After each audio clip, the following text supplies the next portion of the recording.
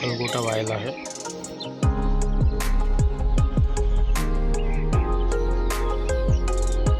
આ જોવા જઈએ તો 15 થી 17 દિવસ થયા। કમ્પ્લીટ વિકાસ થાય રહ્યો। ગલગોટા વાવો અને પછી 1.5-2 મહિનામાં આવવાના શરૂ થઈ જાય।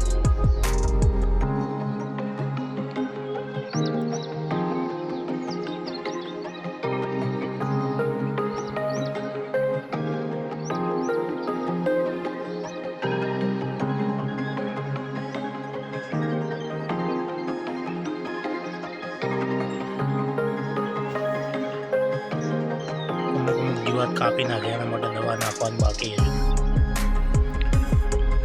કમ્પ્લીટ વિકાસ થાય 15-17 દિવસ થયા આ જીવાત।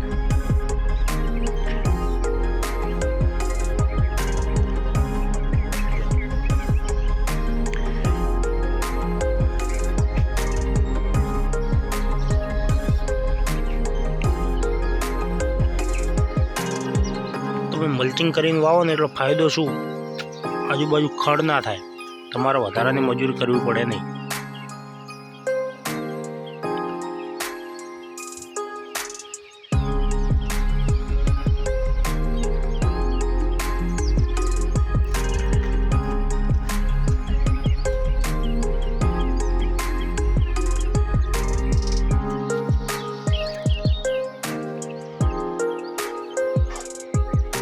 મલ્ચિંગ ને ટપકનો એટલો ફાયદો,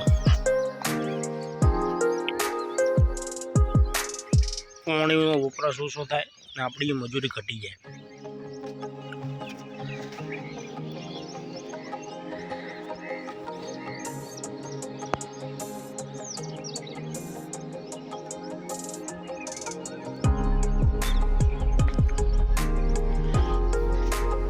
અમારી ખેતી કેવી લાગે લાઈક કરજો।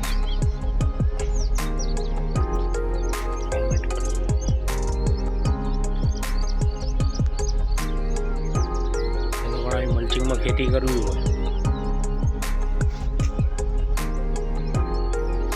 કરી શકે છે, મજૂરી એકદમ ઓછી થઈ જાય, ખર્ચો ઘટી જાય, શેડવું બેડવું પડે નહીં।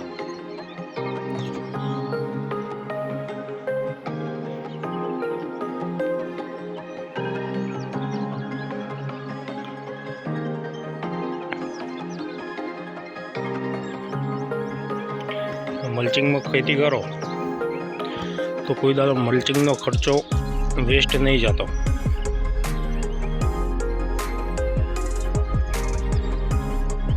ખેતીમાં મજૂરી ઘટે તો તમારું શરીર હચવાય, શરીરથી હચવાય એનાથી વધારે બીજું શું હોય। લાખો કરોડો રૂપિયા મળી રહે પણ શરીર નહીં મળતું, એટલે શરીર હચવાવું પહેલાં જરૂરી છે। આવી રીતે ખેતી કરો તો મજૂરી ખરેખર ખૂબ જ ઘટી જાય છે।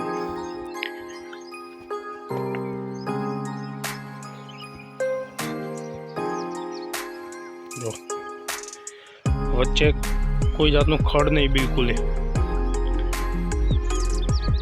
વધારાનું પાણી નહીં, પાણીનો બચાવ થાય અને આપણું શરીરે હચવાય।